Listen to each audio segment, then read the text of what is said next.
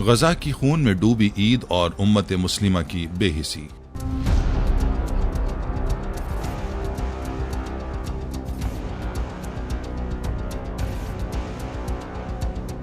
जब हम नए कपड़ों का इंतखाब कर रहे होंगे तब गजा के मलबे तले कोई बच्चा अपनी आखिरी सांसें ले रहा होगा। जब हम कह कहे लगा रहे होंगे तब किसी माँ की सिसकियां खामोशी में दफन हो रही होंगी। क्या वाकई हम ईद के मुस्तहिक हैं यह हमारी बेबसी ने हमें मुर्दा बना दिया है? बिस्मिल्लाहिर्रहमानिर्रहीम। अस्सलामु अलैकुम रहमतुल्लाहि व बरकातुहू। नाज़रीन, जरा सोचें, अंधेरी रात का सन्नाटा हो और अचानक फजा धमाकों से गूंज उठे, बच्चे नींद से चीखें मारकर जागें, माएँ अपने मासूमों को सीने से लगाए बेबसी से आसमान की तरफ देखें और बाप अपनी बेटी को मलबे तले दबा देखकर बेख्तियार रो पड़े। ये कोई फिल्मी मंजर नहीं, ये हकीकत है। ये गजा की कहानी है, वही गजा जहां हर दिन क़यामत की सुबह होती है और हर रात मौत की तारीकी में ढल जाती है। यहाँ ईद भी आती है मगर खुशियों के बगैर। यहाँ चांद भी निकलता है मगर रोशनी नहीं देता। यहाँ बच्चे भी हैं मगर ईद के नए कपड़ों के बजाय उनके जिस्म खून में रंगे होते हैं। दूसरी तरफ हम हैं उम्मत मुस्लिमा, जो बाजारों में घूम रही है, महंगे कपड़े खरीद रही है, ईद की तैयारियों में मसरूफ है। लेकिन क्या हमें एहसास भी है कि हमारी ये ईद खून में डूबे उन मासूमों के दिल पर क्या गुजर रही होगी? यही वो तल्ख सच है जो आज हम सबको सोचना होगा। क्या हम वाकई एक उम्मत हैं? क्या हमारा दिल वाकई एक जिस्म की मानिंद है जैसा कि हमें सिखाया गया था, या सिर्फ ज़बानी हमदर्दी करके सोशल मीडिया पर एक पोस्ट लगाकर और चंद लम्हों की दुआ मांगकर फारिग हो जाते हैं? आज हम इन सवालों के जवाब तलाश करेंगे और देखेंगे कि क्या हम वाकई इस ईद के हकदार हैं। नाज़रीन, गजा की सूरत हाल मुलाहिजा कीजिए। यहाँ धुआं है, चीखें हैं, रोते हुए मासूम चेहरे हैं, जख्मी हाथ हैं जो मदद के लिए उठते हैं लेकिन थक कर गिर जाते हैं। यहाँ सुबह का सूरज रोशनी नहीं मौत का पैगाम लेकर आता है और रात की तारीकी सुकून नहीं बल्कि खून में भीगे जनाजे लेकर आती है। यहाँ ईद भी आती है मगर खुशियों के बगैर, मुस्कुराहटों के बगैर, जिंदगी की रमक के बगैर। जब दुनिया ईद की खुशियों में गुम होती है, बाजारों में रश लगा होता है, नए लिबास चुने जा रहे होते हैं, ईदी के नोट सजाए जा रहे होते हैं, तब गजा में एक माँ अपने बेटे के खून में लथपथ जिस्म को सीने से लगाकर चीख रही होती है, बेटा जाग जा, ईद आई है। मगर वो बच्चा नहीं जागता, वो कफन में लिपटा होता है, क्योंकि यहाँ ईद पर नए कपड़े नहीं मिलते, सिर्फ कफन नसीब होता है। एक बाप अपने घर की दहलीज पर बैठा टूटे खिलौने देख रहा था, आंखों में आंसू हैं क्योंकि उसके बच्चे जो इन खिलौनों से खेलते थे अब वो मट्टी में दफन हो चुके हैं। एक बहन अपने भाई की तस्वीर को चूम रही है क्योंकि भाई अब सिर्फ यादों में बाकी रह गया है। यहाँ सजी हुई गलियां नहीं, धमाकों से बिखरी हुई ईंटें हैं। यहाँ कह कहे नहीं, आहों की गूंज है। यहाँ खुशबुओं से महकते दस्तरखान नहीं, मलबे तले दबी हुई लाशें हैं। यहाँ ईद की खरीदारी नहीं होती, यहाँ सिर्फ कब्रें खोदी जाती हैं। और दूसरी तरफ हम हैं उम्मत मुस्लिमा। हम खूबसूरत लिबास पहन रहे हैं, महंगे जूते खरीद रहे हैं, दस्तरखान अनवा अक़साम के खानों से भरे हुए हैं, मोबाइल फ़ोन पर ईद की मुबारकबादें दी जा रही हैं, खुशबुएं छिड़की जा रही हैं, मेहमान नवाजी हो रही है, सेल्फियां ली जा रही हैं, लेकिन कहीं भी कोई दर्द महसूस नहीं होता। किसी को ये ख्याल नहीं आता कि आज जब हम ईद की खुशियों में महव हैं तब गजा में कोई माँ अपने जिगर के टुकड़े को लहद में उतार रही होगी, कोई बहन अपने भाई की खून आलूद तस्वीर को सीने से लगाए बैठी होगी, कोई बच्चा भूखा प्यासा अपने शहीद वालिद को पुकार रहा होगा। यही वो उम्मत है जिसे एक जिस्म की मानिंद होना था। यही वो उम्मत है जिसके बारे में कहा गया था कि अगर एक उज़ू को तकलीफ हो तो पूरा जिस्म बेकरार हो जाता है। मगर आज एक उज़ू नहीं, एक पूरा खित्ता जख्मों से चूर चूर है और हम अपनी ईद की रौनकों में गुम हैं। ये वक्त है कि हम खुद से सवाल करें कि हम वाकई इस ईद के मुस्तहिक हैं या हमारी बेबसी ने हमें मुर्दा बना दिया है। नाज़रीन, यहाँ आपको गजा की मुख्तसर जुल्म की दास्तान सुनाते चलें। गजा एक छोटा सा खित्ता मगर जुल्म और सितम की एक तवील तारीख रखता है। ये वो ज़मीन है जो हज़ारों साल से मुख्तलिफ सल्तनतों के ज़ेर असर रही, कभी रूमियों के ज़ेर हुकूमत, कभी इस्लामी खिलाफत के हिस्से के तौर पर तो कभी बरतानवी साम्राज्य के शिकंजे में। मगर 20वीं सदी में जो जुल्म इस सरजमीन पर बर्पा हुआ वो इंसानी तारीख के बदतरीन मजालिम में शुमार होता है। ये कहानी 1917 में बाल्फोर एलामिया से शुरू होती है, जब बरतानवी हुकूमत ने सेहूनियों से वादा किया कि वो फ़लस्तीन की सरजमीन पर यहूदियों के लिए कौमी वतन कायम करेगी। ये फ़लस्तीनी अवाम के खिलाफ वो पहला धोखा था जिसके असरात आज भी जारी हैं। बरतानवी सरपरस्ती में सोहनियों की फ़लस्तीन पर गैर कानूनी आबादकारी का आगाज़ हुआ और ये ज़मीन उन लोगों से छीनी जाने लगी जो सदियों से यहाँ रह रहे थे। 1948 में जब बरतानिया ने फ़लस्तीन को छोड़ दिया तो अक़वाम मुत्तहिदा ने एक गैर मुनसिफाना मनसूबा बनाया जिसके तहत फ़लस्तीन की सरजमीन को 2 हिस्सों में तकसीम कर दिया। 55% इलाका यहूदियों को दे दिया गया, जबकि फ़लस्तीनी जो यहाँ अक्सरियत में थे उन्हें सिर्फ 45% ज़मीन मिली। ये वही साल था जब नकबा यानी तबाही का आगाज हुआ। हजारों फ़लस्तीनी शहीद कर दिए गए, 5 लाख से जायद बेघर हो गए और फ़लस्तीन का एक बड़ा हिस्सा इसराइली कब्जे में चला गया। वो फ़लस्तीनी जिनके आबा व अजदाद सदियों से इस सरजमीन पर बस रहे थे उन्हें ज़बरदस्ती बेदखल कर दिया गया। हजारों खानदान टूट गए, बस्तियां उजड़ गईं और लाखों लोगों को पनाह गुज़ीन कैंपों में जिंदगी गुजारने पर मजबूर कर दिया गया। निहत्ते फ़लस्तीनियों के जख्म अभी भरे भी न थे कि 1967 में इसराइल ने एक और जारियत की जिसे 6 रोज़ा जंग के नाम से जाना जाता है। इस जंग में इसराइल ने न सिर्फ फ़लस्तीन बल्कि मिस्र, शाम और उर्दून के इलाकों पर भी कब्जा कर लिया। इसी जंग के बाद गजा इसराइली तसल्लुत में आ गया और यहाँ के लोग बराह रास्त इसराइली बर्बरियत के शिकंजे में फंस गए। ज़मीनें छीनी गईं, घर तबाह कर दिए गए और फ़लस्तीनियों के लिए आज़ादी का ख्वाब मज़ीद धुंधला हो गया। 2005 में इसराइल ने ऐलान किया कि वो गजा से अपनी फौज वापस बुला रहा है और यूं बज़ाहिर गजा को आज़ाद कर दिया गया, मगर यह आज़ादी एक धोखादही थी क्योंकि इसराइल ने गजा की सरहदों, फ़ज़ाई हुदूद और समंदरी रास्तों पर मुकम्मल कंट्रोल बरकरार रखा। गोया कि एक खुली जेल बन चुका था जहां दाखिला और खुरूज के तमाम रास्ते इसराइली कब्जे में थे। 2007 में जब फ़लस्तीनी तंजीम हमास ने गजा का इंतजाम संभाला तो इसराइल ने पूरे इलाके को दुनिया से काट कर रख दिया। गजा की सरहदें मुकम्मल सील कर दी गईं, तिजारती रास्ते बंद कर दिए गए और इसराइल ने एक गैर इंसानी मुआशी नाकाबंदी नाफिज कर दी। इसके नतीजे में गजा के 20 लाख से जायद फ़लस्तीनी शदीद मुश्किलात का शिकार हो गए। यहाँ के लोग ना तो आज़ादाना तौर पर सफ़र कर सकते हैं, न रोज़गार हासिल कर सकते हैं और ना ही बुनियादी ज़रूरियात ज़िंदगी आसानी से हासिल कर सकते हैं।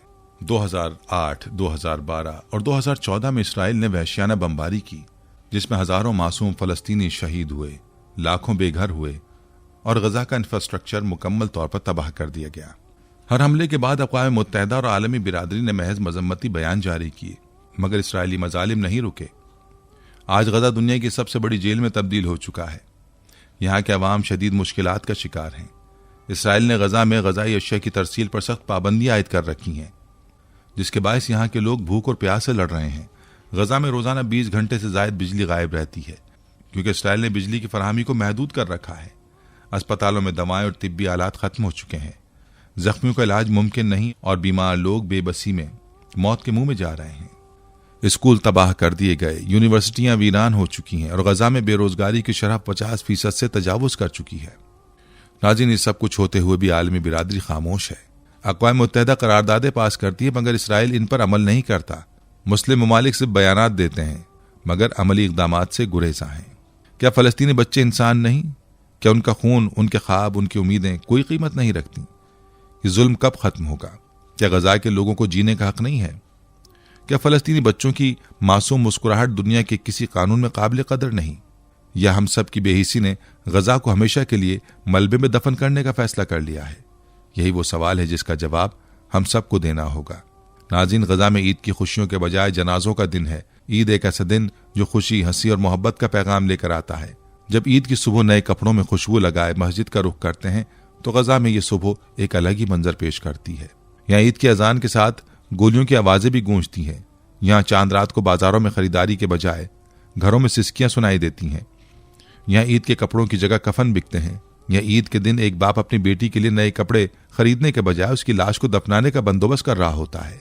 यहाँ माएँ अपने जिगर गोशों को तैयार करने के बजाय उनके जनाजे उठा रही होती हैं। यहाँ बच्चे ईद की सौगात के बजाय आसमान पर उड़ते जंगी जहाज़ों को देखकर खौफ से सहम जाते हैं। नाज़रीन, यहाँ ईद के दिन जनाजे क्यों उठते हैं?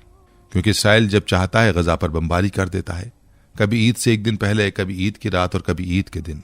ये हमले उन मासूमों को भी नहीं बख्शते जिन्होंने जिंदगी के रंग देखे भी नहीं होते। जो बच्चे ईद पर नए जूते पहनने के ख्वाब देखते हैं वो बमबारी के बाद नंगे पैर खून में लथपथ जमीन पर पड़े होते हैं। यहाँ के बच्चों के दिल में ईद की ख्वाहिश बाकी नहीं रहती। दुनिया के बच्चे जब ईद पर ईदी के नोट गिनते हैं तो गजा के बच्चे शहीद होने वाले अपने भाइयों के नाम गिनते हैं। दुनिया के बच्चे जब चॉकलेट और आइसक्रीम खाने की जिद करते हैं तो यहाँ के बच्चे एक वक्त के खाने के लिए तरसते हैं। दुनिया के बच्चे जब ईद पर तोहफे खोलते हैं तो यहाँ के बच्चे अपने वालिदैन की कब्रों पर जाकर खिलौने रखने के सिवा कुछ नहीं कर पाते। यहाँ ईद सिर्फ एक नाम है। यहाँ खुशियों की जगह आंसू हैं, कहकहों की जगह सिसकियां हैं, दावतों की जगह जनाजे हैं और नए लिबासों की जगह खून में भीगी हुई चादरें हैं। क्या ये वो ईद है जो हम सब मनाते हैं? क्या ये वो ईद है जो हमारे नबी सल्लल्लाहु अलैहि वसल्लम ने हमें सिखाई थी? या हमने सिर्फ अपनी खुशियों को ईद समझ लिया है और उम्मत के गमों को फरामोश कर दिया है? यही वो तल्ख हकीकत है जिस पर हमें गौर करना होगा। नाज़रीन, अगर गजा की मौजूदा सूरत हाल का जायजा लें तो गजा की पट्टी पर इसराइली जारहियत का सिलसिला बदस्तूर जारी है, जिसके नतीजे में इंसानी जानों का ज़िया और बुनियादी ढांचे की तबाही में मुसलसल इजाफा हो रहा है। वजारत सेहत के मुताबिक 7 अक्टूबर 2023 से शुरू होने वाली इस तबाहकुन जंग में अब तक शोहदा की तादाद 50,144 तक पहुंच चुकी है, जबकि जख्मियों की तादाद 1,13,704 से तजावुज़ कर चुकी है। इसराइली हमलों में बेशुमार मासूम शहरी शहीद हो चुके हैं, जिनमें खवातीन और बच्चे भी शामिल हैं। रिपोर्ट्स के मुताबिक 17,000 बच्चे इस जारहियत का निशाना बन चुके हैं, जो इस अलमनाक सूरत हाल की संगीनी को जाहिर करता है। इसराइली बमबारी के नतीजे में गजा में 4.5 लाख से ज्यादा रिहायशी यूनिट्स को नुकसान पहुंचा है, जिनमें से 1,70,000 मुकम्मल तौर पर तबाह हो चुके हैं। इस तबाही के बायस लाखों फलस्तीनी बेघर हो चुके हैं, जो पहले ही मुहासरे और मुआशी पाबंदियों का शिकार थे। हजारों जख्मियों को तिब्बी इमदाद की जरूरत है, लेकिन गजा के तिब्बी मराकिज भी इसराइली हमलों की जद में आ चुके हैं। 34 अस्पताल और 80 से जायद सेहत के मराकिज को शदीद नुकसान पहुंचा है, जिसकी वजह से जख्मियों को मुनासिब इलाज मुआलजा मैसर नहीं। इनके अलावा तिब्बी अमले के अफराद भी शहीद हुए हैं, जिससे सेहत की सहूलियात मजीद मुतासिर हुई हैं। गजा के अवाम को रोजमर्रा की जिंदगी में बेशुमार मुश्किलात का सामना है। बिजली, पानी और बुनियादी जरूरियात की किल्लत ने जिंदगी को मजीद दुश्वार बना दिया है। इसराइली मुहासरे की वजह से ग़िज़ाई किल्लत और अद्वियात के दम दस्तियाबी जैसे मसाइल भी दरपेश हैं। इसके अलावा तालीमी इदारों की तबाही और मुआशी सरगर्मियों की मअतली ने गजा के मुस्तकबिल को मजीद गैर यकीनी बना दिया है। इन संगीन हालात में आलमी बिरादरी की खामोशी और बेअमली ने गजा के मजलूम अवाम की मुश्किलात को मजीद बढ़ा दिया है। ज़रूरत इस अमर की है कि आलमी सतह पर इस इंसानी अलमिये को संजीदगी से लिया जाए और फौरी तौर पर इक़दामात किए जाएं, ताकि गजा के अवाम को उनके बुनियादी हुकूक और एक महफूज जिंदगी मुयस्सर आ सके। नाज़रीन, ये गजा में ईद है, मगर खुशियां कहाँ हैं? दुनिया के दूसरे ममालिक में जब ईद की सुबह होती है तो घरों में खुशबुएं बिखरी होती हैं, बच्चे नए कपड़े पहने गले मिल रहे होते हैं, मेहमानों के लिए दस्तरखान सजाया जा रहा होता है। लेकिन गजा में ईद की सुबह एक और खौफनाक रात के बाद तुलू होती है। यहाँ के आम फलस्तीनी खानदान की ईद कुछ यूं होती है। सुबह फजर के वक्त एक बाप अपने छोटे बेटे का हाथ थामे घर से निकलता है, मगर ये ईद की नमाज के लिए नहीं बल्कि शुहदा के कब्रिस्तान जाने के लिए निकल रहा है। इसका बेटा अपने बड़े भाई की कब्र पर जाकर कहता है, भाई जाग जाओ, आज ईद है। लेकिन कब्र खामोश रहती है। ईद की खुशियों के बजाय यहाँ यतीम बच्चों की आहें सुनाई देती हैं। वो बच्चे जो कल तक अपने वालिद के साथ ईद की शॉपिंग के ख्वाब देख रहे थे, आज उनके पास न बाप है, न नए कपड़े, न ईदी। सिर्फ आंखों में बेबसी के आंसू और हाथ में एक पुरानी तस्वीर है जो उनके वालिद की आखिरी निशानी है। खाने की किल्लत ने ईद के मजे छीन लिए हैं। जहाँ दुनिया भर में लोग मजेदार पकवान तैयार कर रहे हैं, वहीं गजा में एक माँ अपनी खाली देगची को हसद भरी निगाहों से देख रही है। घरों में आटे, चावल, दूध की शदीद कमी है। बच्चे अपने माँ से पूछते हैं, अम्मी आज ईद है, हमारे लिए क्या बनाया है? और माँ की आंखें भीग जाती हैं, क्योंकि यहाँ ईद पर पकवान नहीं बनते, सिर्फ आंसू बहाए जाते हैं। पानी और बिजली का बहरान भी ईद की सुबह को मजीद दर्दनाक बना देता है। बिजली ना होने की वजह से हजारों खानदान अंधेरे में जिंदगी गुजार रहे हैं। पीने का साफ पानी भी दस्तयाब नहीं। बच्चे प्यास से बिलखते हैं और माँ को समझ नहीं आता कि वो अपने मासूमों को क्या जवाब दे। यहाँ के बाजार वीरान पड़े हैं, यहाँ की गलियां सुनसान हैं, यहाँ के कहकहों के बजाय सिसकियां सुनाई देती हैं। ये है गजा की ईद। ना नए कपड़े होते हैं, ना खुशियां, ना ईदी, ना दावतें, बल्कि सिर्फ जनाजे, मलबे, भूख और बेबसी। क्या ये वो ईद है जिसका हमें इंतजार होता है? क्या वाकई हम एक उम्मत हैं जब हमारे भाइयों की ईद ऐसी होती है? नाज़रीन, जब गजा पर बमबारी होती है, जब मासूम बच्चे खून में लथपथ होते हैं, जब एक माँ अपने जिगर के टुकड़े को मलबे से निकाल कर चीखें मारती है, तब मुस्लिम दुनिया कहाँ होती है? क्या हम वही उम्मत है जिसके बारे में कहा गया था, मुसलमान एक जिस्म की मानिंद है, अगर एक हिस्से को तकलीफ हो तो सारा जिस्म दर्द महसूस करता है? मगर हकीकत में ये जिस्म बेहिस हो चुका है और दिल मुर्दा हो चुके हैं।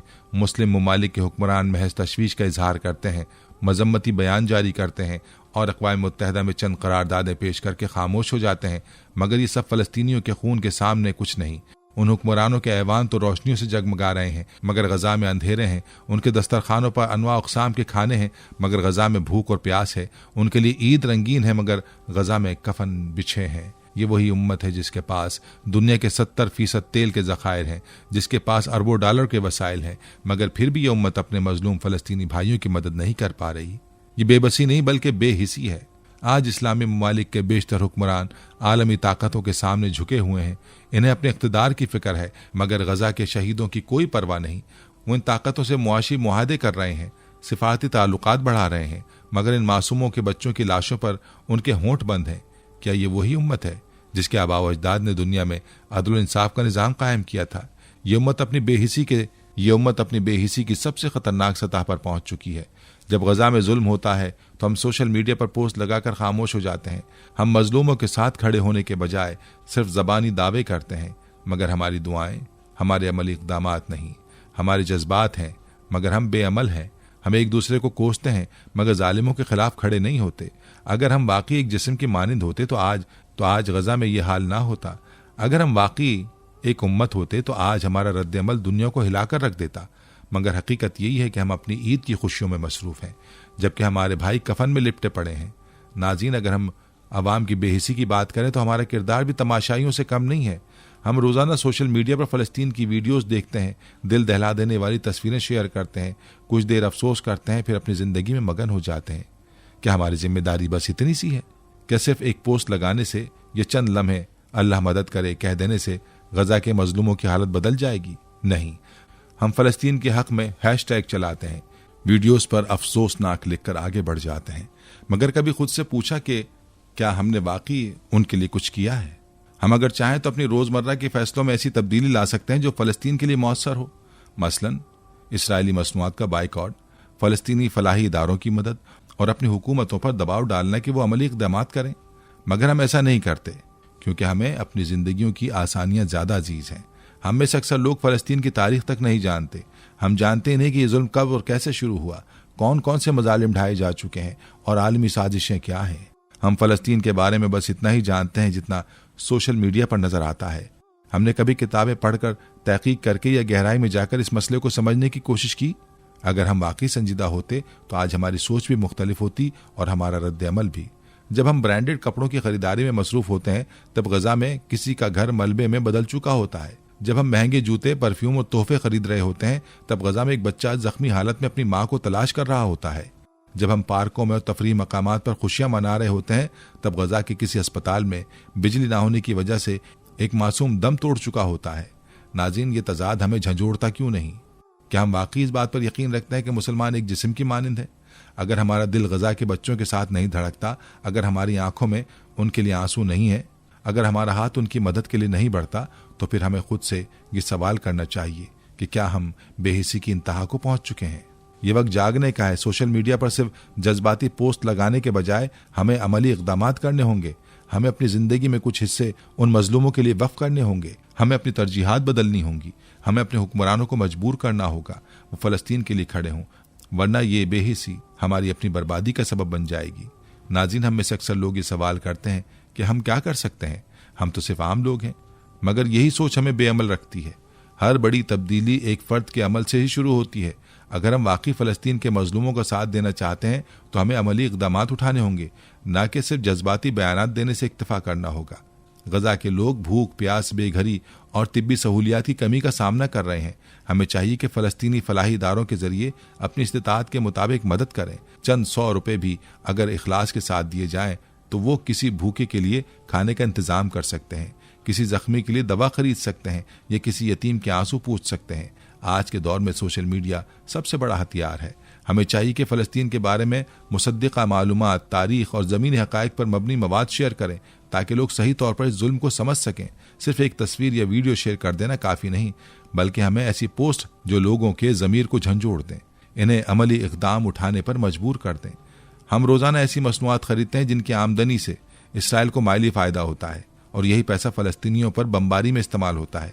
हमें चाहिए कि इसराइली मसनूआत और उन कंपनियों का बाइकआउट करें जो इसराइल की मुआवनत कर रही हैं, और उसके बजाय फ़लस्तीनी मसनूआत को तरजीह दें।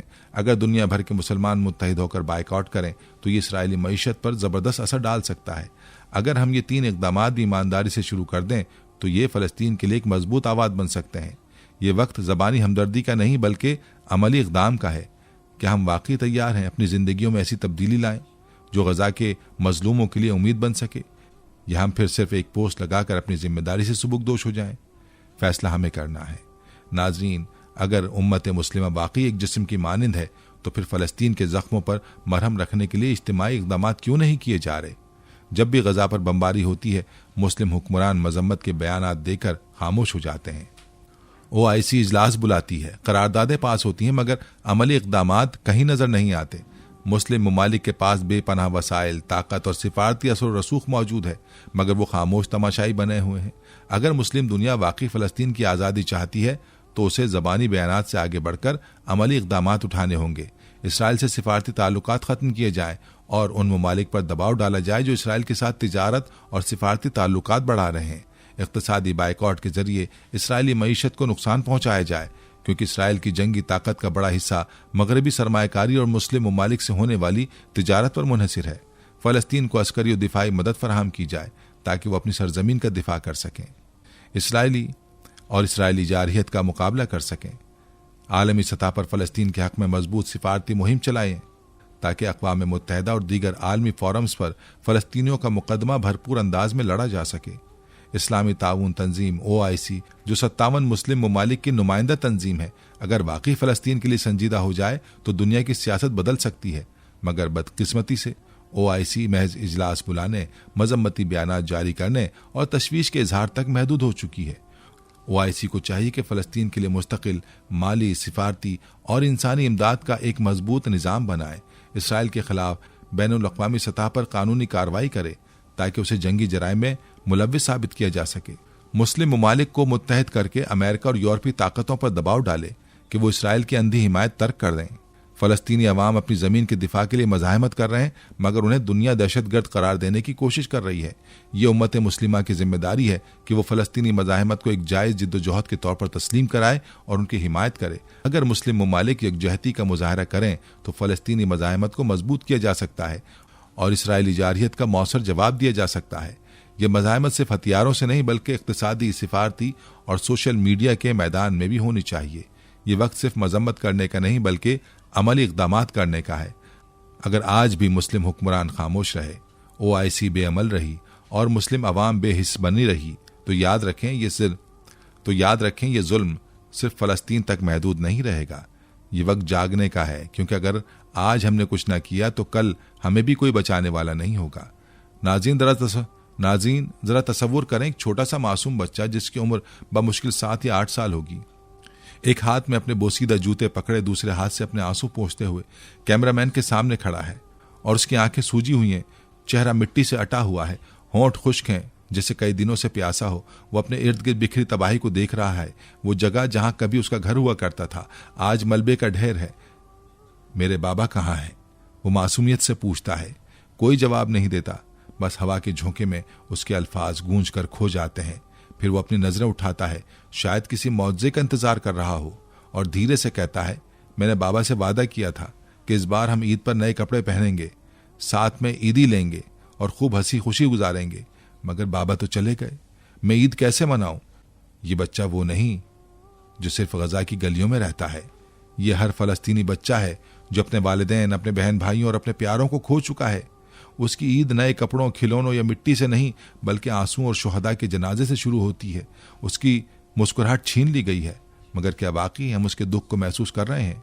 क्या हमने कभी सोचा है कि अगर हमारा ये बच्चा होता, अगर ये दुख, ये बर्बादी, ये महरूमी हमारे घर आती? शायद नहीं, क्योंकि अगर सोचते तो शायद हम खामोश नहीं रहते, शायद हम कुछ करते। ये बच्चा हमसे कुछ मांगता है, बस चाहता है कि हम उसे और उस जैसे लाखों फ़लस्तीनी बच्चों को फरामोश ना करें। वो चाहता है कि हम सिर्फ एक दिन नहीं, हमेशा फ़लस्तीन के हक़ में आवाज़ उठाएं। वो चाहता है कि हम इन मजलूमों के लिए अमली इक़दाम उठाएं, ताकि वो दिन आए जब ईद सिर्फ जनाजों का दिन ना हो, बल्कि हकीकी खुशियों का दिन बने। ये बच्चा हम सबसे सवाल कर रहा है, क्या हम वाकई उसके आंसू पूछने जा रहे हैं? क्या हम वाकई उसके आंसू पूछने के लिए तैयार हैं, या हम फिर एक बार सब भूल कर अपनी ईद की खुशियों में गुम हो जाएंगे? नाज़रीन, से अपील है कि हम वाकई जागने के लिए तैयार हैं। ये वक्त महज अफसोस करने, आंसू बहाने और चंद लम्हों के लिए जज्बाती होने का नहीं, ये वक्त जागने का है। नाज़रीन, ये थी हमारी आज की वीडियो। हम उम्मीद करते हैं कि आपको हमारी आज की ये वीडियो ज़रूर पसंद आई होगी। अगर आपको हमारी आज की ये वीडियो पसंद आई है तो आपसे गुजारिश करते हैं कि आप हमारे चैनल को ज़रूर सब्सक्राइब कर लें और साथ ही लगे बेल के बटन को भी प्रेस कर लें, ताकि आपके पास हमारी आने वाली मजीद मालूमाती वीडियोस का नोटिफिकेशन बर वक्त मिलता रहे। सब्सक्राइब के साथ साथ हमारी वीडियोस को लाइक भी करें और अपनी कीमती राय का इजहार कमेंट्स में ज़रूर करें। कमेंट्स में आप अपने सवालात भी हम तक पहुँचा सकते हैं। अल्लाह ताला आपको अपने हिफ्ज़-ओ-अमान में रखे। आमीन।